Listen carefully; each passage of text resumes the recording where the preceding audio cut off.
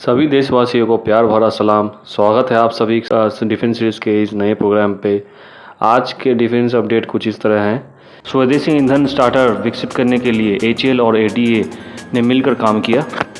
Deployment site की वजह से फिलीपींस को ब्रह्मोस की डिलीवरी में हुई डिले। गृह मंत्रालय ने की भारत म्यांमार के बीच फ्री मूवमेंट एग्रीमेंट को तत्काल निलंबित करने की सिफारिश। तो आइए चलिए इन सभी खबरों को विस्तार से जान लेते हैं।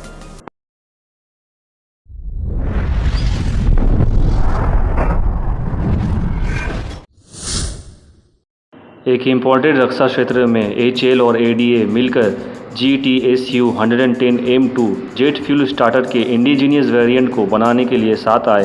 यह अपग्रेडेड स्टार्टर हमारे ड्राई कैवरी इंजन की एक क्रूशियल कंपोनेंट है जो हमारे घातक एयरक्राफ्ट प्रोग्राम में इस्तेमाल होते हैं।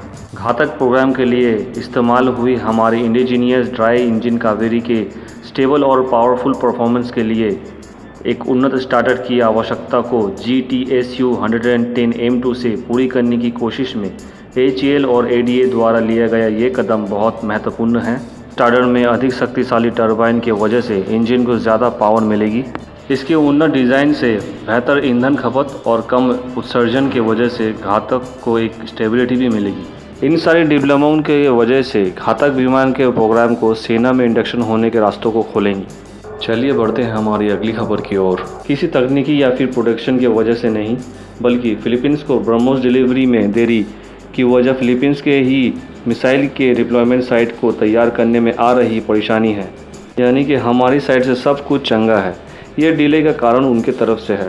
ब्रह्मोस एरोस्पेस के एक्सपोर्ट मैनेजर पाठक जी ने कहा कि फिलीपींस में चल रही मानसून के कारण डिलीवरी में डिले हुई, लेकिन उन्होंने ये आश्वासन दिया है कि 2 महीनों के अंदर डिलीवरी निश्चित रूप से हो जाएगी।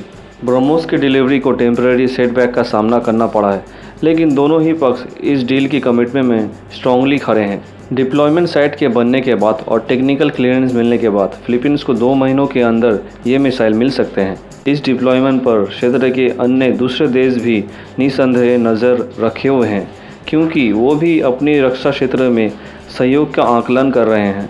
अब बढ़ते हैं हम अपनी आखिरी खबर की ओर, जो आ रही है गृह मंत्रालय की ओर से। म्यांमार में चल रहे हालात और देश के सुरक्षा को ध्यान में रखते हुए गुरुवार को गृह मंत्री अमित शाह जी ने भारत और म्यांमार के बीच सालों से चल रही फ्री मूवमेंट एग्रीमेंट को तत्काल बंद करने की घोषणा की।